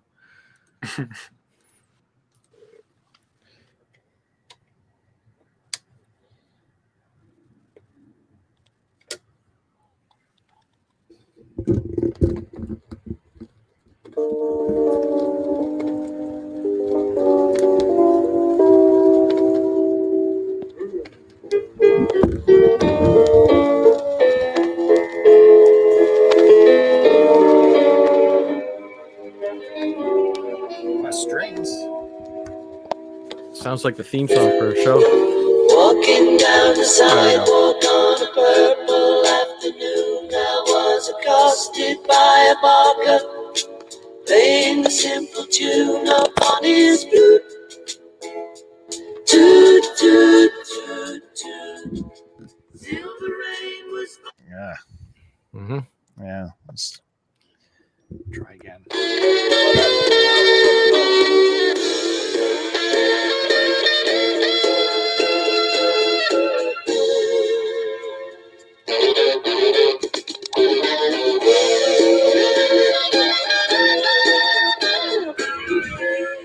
That's got a good groove to it.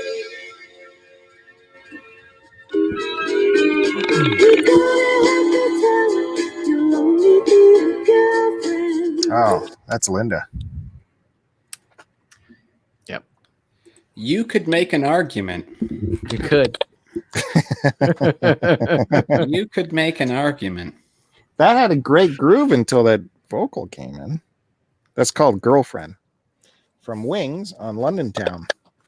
Hey, Curtis, Dean from Round 2 Gaming just posted on Twitter a 4-pack of corn on the cob that he'll be dining on tonight. No more popcorn. Oh, yeah, I see it. Popcorn night. That's hilarious. Oh. That is a throwback to Retro Fandango, which you can go check over on the Retro Fandango channel. I got Paul that one. Pipes of Peace. Look at all them pipes on there. All kinds of pipes. Ooh, yeah. Groovy. Just grooving to my song. Blowing on my pipe.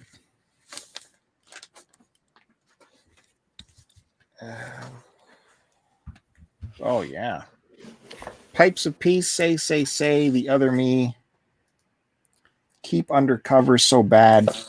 And we get some big guest stars on here. MJ. And Ringo. That's the song that he worked with Michael Jackson. He said to Michael Jackson, I think I'm going to buy all those Beatles songs that I wrote. Michael Jackson said, oh, that's a great idea, Paul. You go do that. When are you doing that? Tomorrow? Okay, let me just get on the phone. Beat you to the punch.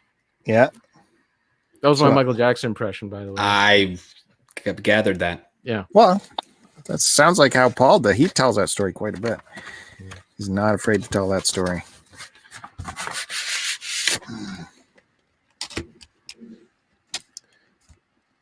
Just trying. Which one is the one? Oh, the one with McCartney and Michael Jackson is Say. Yeah. We all know that. Do you? I always think Ebony and Ivory. No, that was Stevie Wonder and Stevie Wonder. Right. And Paul McCartney. Yeah. This is produced by George Martin.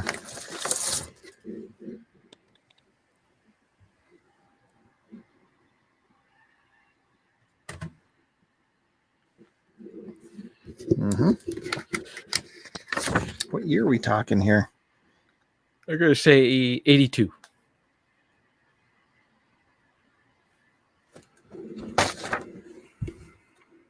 It's on Columbia. You said 82? That's my guess. I'm going to say, hold on. I'm going to say 83.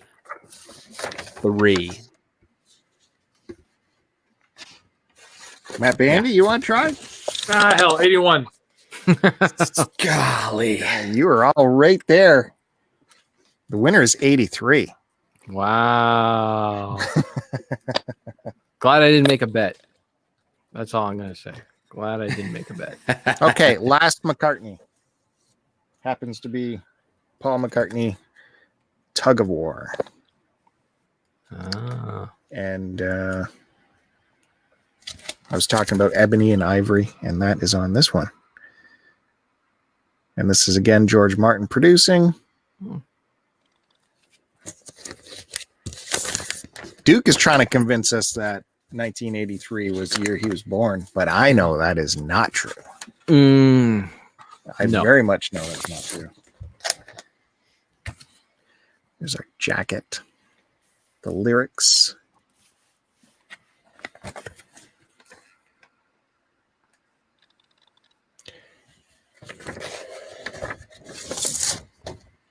again on Columbia. Why weren't these being pumped out on Apple? Don't know. Good question. Yeah. Anyways, that's in great shape. That's Tug of War. That was what year is this one, guys? Oh, I don't know. 1984. Can I see the cover again?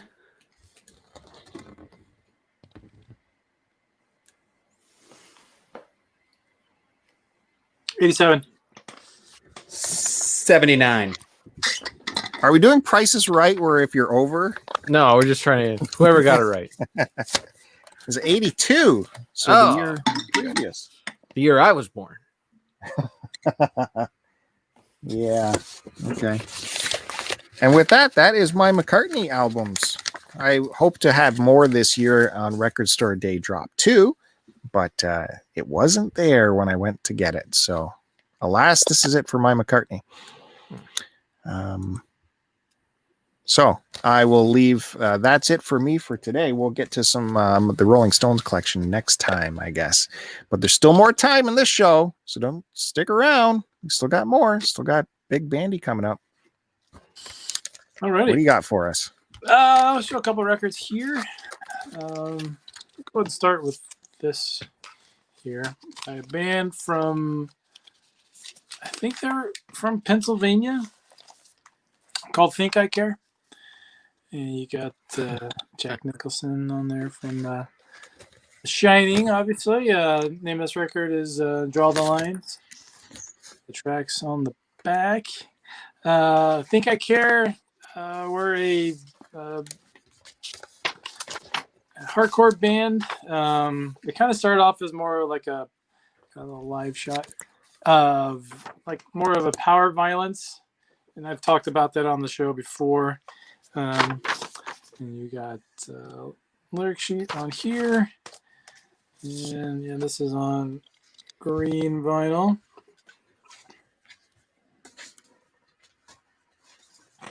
What does the matrix say here?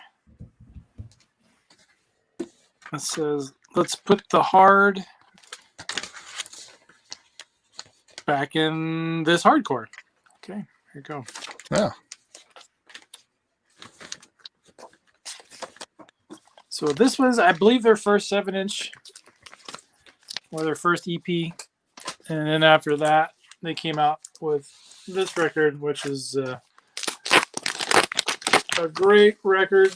It just self-titled, called Think I Care.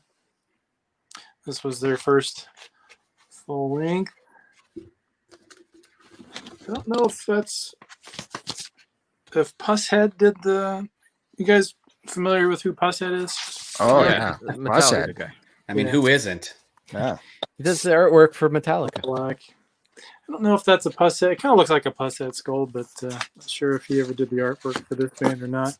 You know, Bandy, I know we're running short on time. There's been a distinct lack of nudity this episode. Yeah, I know. Nice. I'm sorry. Come on. We Well, count on you for the news. Okay. I don't know. Is there some nudity in there? I don't know. If that went on for a couple more minutes, there might have been. There might be some genitalia. I'm not sure. And then you got the lyric sheet back here. Shot of the band. And let's see. So this is a really fun record by a band from the New England area. I'm not sure if they're from Boston or, but they're from that part of the United States. But there's a band called the Slumlords. They're a hardcore punk band with a lot of more punk rock oi influences on this. I got a chance to see these guys one time in Chicago, and it was a great show. I'm not sure if they're still around. We got some cool artwork on here. I like that. Yeah. So you got some straight edge kids throwing up on beer. But there's a song on here called was it "Drunk at the Youth of Today Reunion"? Youth of Today is a famous straight edge hardcore band. But what's cool about the Slumlords is they don't take themselves too serious. They're a bunch of older guys. They're kind of funny. The lyrics are, a lot of them are kind of tongue in cheek. But I don't know if you can really see. It's kind of a mint green. It's kind of hard to show up in the. It looks coming off really white here, but it's like a mint chocolate chip ice cream if you're eating that. Yeah, I want to take a bite out of that. It probably tastes good too. Yeah. Someone isolate that, please, Derek. Derek. There's a great. What's the song? Oh, it's called "Involuntary Skinhead," and it's about because he's losing his hair, he's becoming a skinhead. That should be my excuse. Every day I lose more hair. Every day, involuntary skinhead. Down the drain, I don't know where. Look at me, involuntary skinhead. Don't know how I got in this funkle. All the hot chicks are calling me their uncle. I just can't solve this enigma. I've got less hair than Vinny Stigma. So Vinny Stigma is a famous New York. He played for Agnostic Front, a bunch of other. He's a well-known guitarist in the New York hardcore scene. Bought some Rogaine with the last of my cash. My scalp turned red and broke out in a rash. So there you go. Those are the lyrics. Yeah. Some yeah. But yeah, they're real fun. Vinyl Richie's popped into the chat saying punk bands that take themselves too seriously can wear a little thin. That is very true. And Denise says she was throwing some dates out. She was part of the Name That McCartney date contest that was going on. That was good. And she's asking if we're doing a Halloween special vinyl show. Oh. I don't know. I don't have any Halloween vinyl, so that's what was going to be my next thing if we got back around to me. We'll get to you. I don't mean to take more time, but in putting away the Band on the Run, something was banging around in there, and I got a full-size poster to show you. Oh. You believe that? Full-size poster. Hit the subscribe. Let's see. There you go. Look at this. I have no idea that was in there. That's what she said. It's not as big as my Van Halen poster, but it's pretty. I don't know if we can rub it on that microphone a little more, please. I'm trying. Okay. Isolate that too, please, Derek. That Whole was bunch in of photos. Band on the Run, right? Yeah. I'll have to check mine and see if I got that. What's on the other side? Oh, it's just nothing. It's Blanco. But isn't that great? You know, the old days of getting an album and getting a freaking huge poster in it. Man, so good. So sorry to take more time away. Go ahead, Kevin. Well, my next is Judas Priest, but we're running short on time, and I got a lot of Judas Priest to go through, and maybe that'll make for a better Halloween episode. So I'll save that for next time, and I'll skip forward in the J's and go right to the K's. We'll talk about a band that I think Matt Bandy knows. I think you asked about these guys. Now hold on. I got a question. King Crimson? You're in the J's. Yeah. You got Dr. John. Would that be in the J's or would that be in the D's? D. D's. Okay. Yeah. Good to know. I would put it in the D because Dr. John that's kind of a name, right? Let me ask you, where do you put compilations? They have their own section. So it depends. Like, so say if it's a Black Sabbath tribute album, I'll put it with Black Sabbath, right? But the way it's all on the computer, it goes in various artists, if that makes sense. Yeah, that makes sense. I put mine at the beginning of I just have all my compilations together. And then my soundtracks I have in a separate Like I like having the soundtracks in a That's separate good thing because idea. I like looking through the soundtracks and Sure. everything. King Crimson. No, I don't have any King Crimson. Believe it or not, I have. I call them Crumb Bum, but they're Karurabin. I don't know how you say that name. Okay. Am I the only person that knows anything about these guys? No, I never heard of Oh my goodness! I stumped the Bandy. Okay, so this is actually, these are all Sarah's. Again, when we get divorced, she's gonna get all these. But I enjoy these guys too. She first heard these guys in a Corona commercial. You know, not the virus, but the beer. And so they play kind of ambient music. It's just a guy on drums and a bass player. And sometimes there's a little bit of vocals in the melody and all that, but it's really good stuff. And then like they got sound effects and that in there, and they're always loading up their vinyl is a little expensive, but they're always loading it up with stuff. So these should be fun to look through. Where are they from, Kevin? I have no idea. I think somewhere in Europe, I believe. What's the name of the band name? I call them Crumb Bum.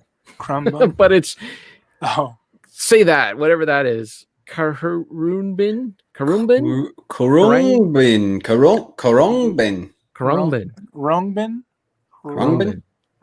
Rongbin? But in dub mixes. It's like a title Steve Martin would come up with. It's good stuff. You gotta get that going. Yeah, that's a download code, so you can't have that. But this is the sleeve is just some star patterns. And we've got the yellow vinyl here. Nice yellow. Yeah. Look at the eye in there. Cool. I like that. That's cool. In the sky. Yeah, they put together some nice packages here. It's pretty mellow stuff. Yeah, it's like Sunday morning, sipping your coffee. And then they put a 45 in there.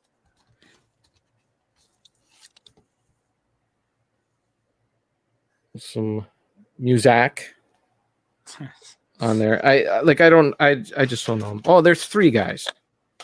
There they are. So the lady bass player, that's the guy on drums, and then this guy's on the guitar. And where'd you even find these in the record store? Just in the case? Sarah found one of them in the case, and then I ordered on eBay the other 2 more.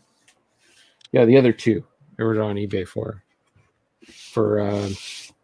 Christmas or something, because they're not easy to find.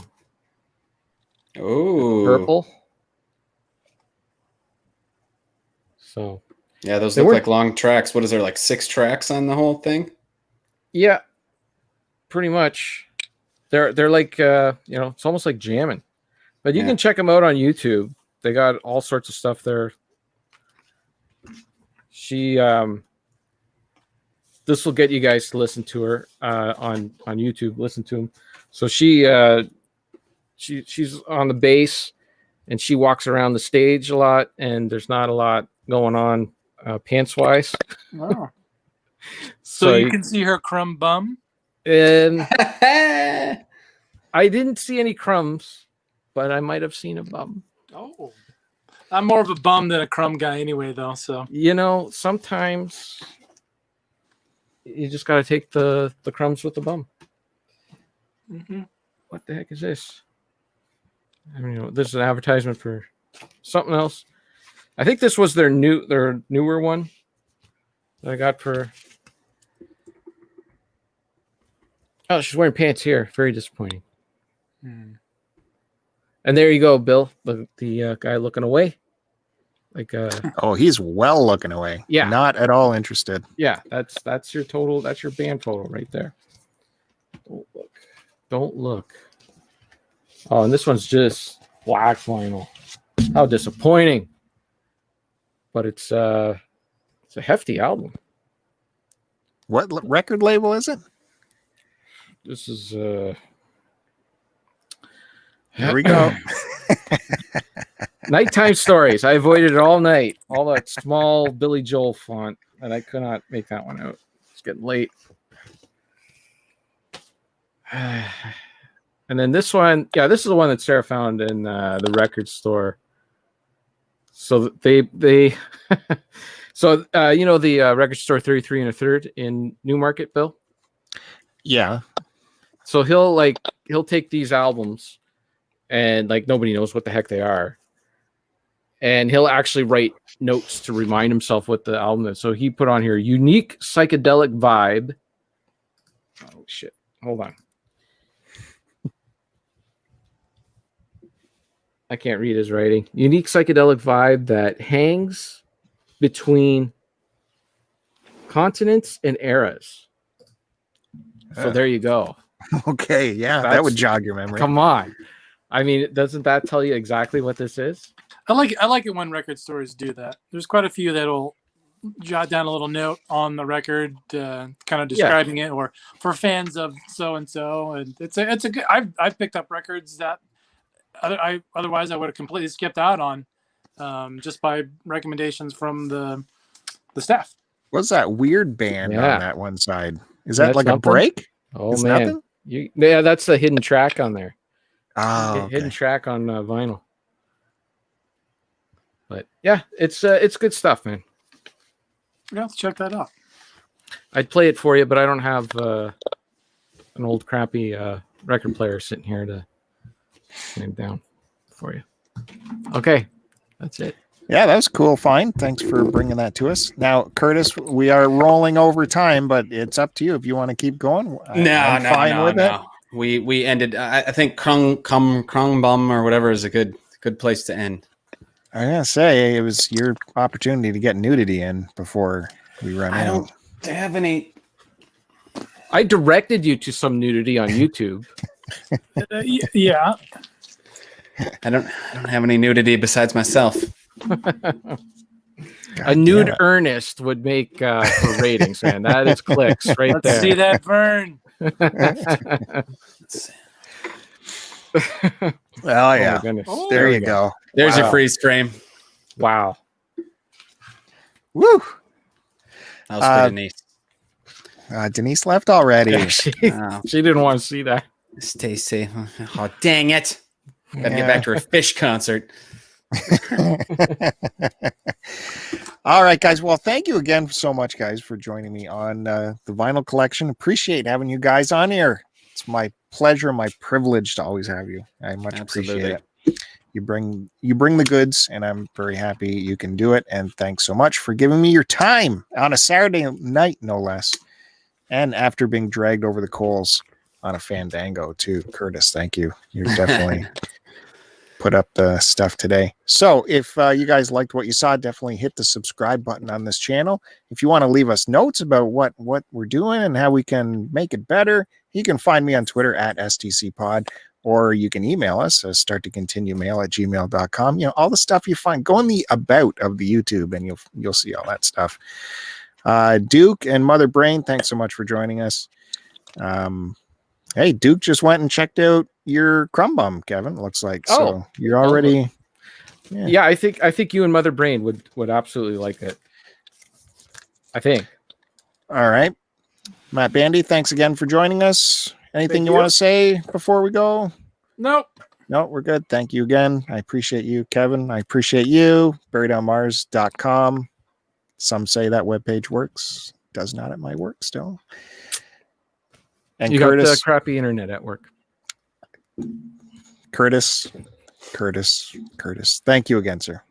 Appreciate it. Hope Always to see a you pleasure. Again. Thanks, Hope to see Bill. you again. All right. Thanks, everyone. Ending it here. End of broadcast. See you later. Bye.